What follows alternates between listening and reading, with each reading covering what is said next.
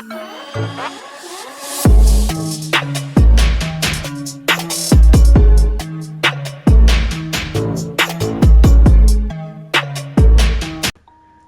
yo, what it do, YouTube? It's your boy Alvin MB10, aka AMR10, and what I got for you today is some NBA 2K21 Next Gen. More specifically, I'm remaking the build that low-key was my first ever made build in NBA 2K20 that I ever posted, which happens to be a Charles Barkley build. Now, for the sakes of this game, this Charles Barkley build will match the original Charles in that it's gonna be athletic as hell, it's gonna lock up on defense, great at rebounding, great at finishing at the cup, and the shooting's gonna be decent. Trust me, this build's gonna have the ability to spread the floor, as well as this build is gonna have some of the tightest handles you've ever seen.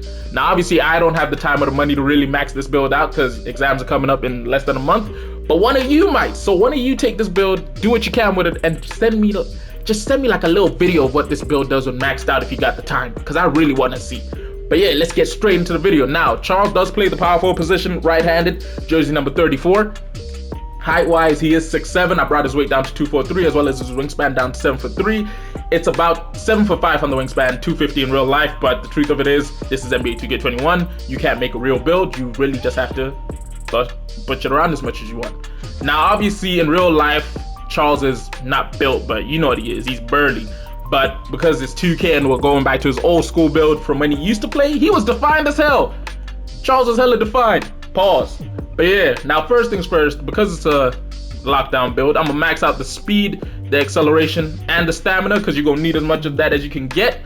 And then first things first, I'm gonna mess with the driving dunk. I'm gonna put this up to a 92.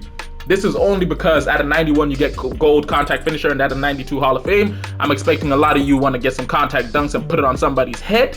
And then I'm gonna put the driving layup and the close shot both up to an 81. Personally, I could leave this at an 80, and yeah, you know what I'm saying? But yeah, I'm gonna leave it at an 80. I'm not gonna lie, we're gonna switch the script right there. Now, shooting wise, I am gonna put the mid-range up to a 90, because as I said, this is just meant to be a finishing build, but some of you might need a jumper just so that you can, you know, keep defenses true and keep them coming out to you. So we're gonna put it up to a 90 on the mid-range shot, 75 on the free throw. That way, if you're ever really hacked in somewhere like in the rec, you can make your free throws, and at the same time, if someone kicks it out to you at mid, other teams are scared that you might be able to shoot it from deep. Now, ball handling. This is where the build stands out from majority of builds you'll ever see that are lockdown paint beasts. In the fact that we max out the ball handle, we max out the speed with ball, and then we put the god dang pass accuracy up to an 87. What other build do you know that's a lockdown paint beast that can do all this? None, because you know what the fact is, I'll be making some of the stupidest builds you ever done see.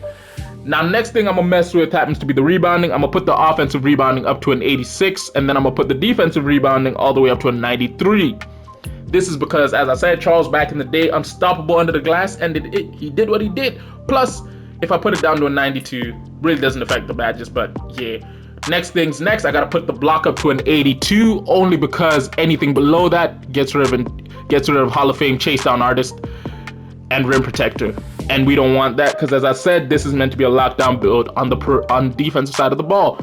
Now, defensively, this build stands out in the fact of you give it an 84 on the interior defense because you need it to lock up inside as much as you can, but on the perimeter, this thing gets up to a 94. That's disgusting. I know you're wondering to yourself, why is it a 94? It's because at 93, we don't get Hall of Fame clamps. But at 94, this build gets Hall of Fame clamps, Hall of Fame ankle braces. Think of it this way. Everything outside of pickpocket, interceptor, and intimidator is Hall of Fame. But intimidator's at gold. I couldn't get it up to Hall of Fame unless you were a center, and we aren't making a center build, so you gotta deal with what you gotta deal with. Now, we still have a few more points left to mess with before we actually hit our cap. So I would personally I'd probably put him onto the free throw shot, but that's me personally. Actually, with how we have it, I'm gonna put it out to max out the perimeter, and then I'm gonna put it on to max out. Now, I'm not gonna max out that. I'm gonna then put it here. So in total, in the end, we finished with 24 defensive badges, with majority of them being Hall of Fame. You got you got clamps, you got paint lockdown, you got rim protector, you got rebound chaser, you got everything you need as a big. We finished with 26 playmaking badges. Everything's Hall of Fame outside of stop and go, floor general, and ankle breaker. You really don't need it at the power forward position. Plus ankle breaker, hate it. And then at shooting wise, you can get Hall of Fame on some key shooting stats. Difficult shots. Not difficult shots. You can get Hall of Fame on fade ace, blinders. You can get gold green machine, or you can get gold difficult shots, and you can get gold hot zone hunter. I personally believe that works really well. And then you finish with 10 finishing badges. Honestly, I don't really believe you need anything outside of contact finisher, and then the rest of it is up to you. You might go showtime just so that you can get your takeover quicker. But as you can see, that gives us a total of 65 badges for this build, where majority of them are defensive and playmaking. What other power forward build you see them with that type of stat line? That's a Charles Barkley power forward build. But takeover wise, this is where you can come down to what you want. Me personally, I'd go perimeter badge drop maybe. Yeah, actually, I'd go extreme clamps for the first takeover. And then for the second one, I'd just go box out wall. Because at this point, that just makes it impossible to fight you when it comes to the glass. But that's me speaking.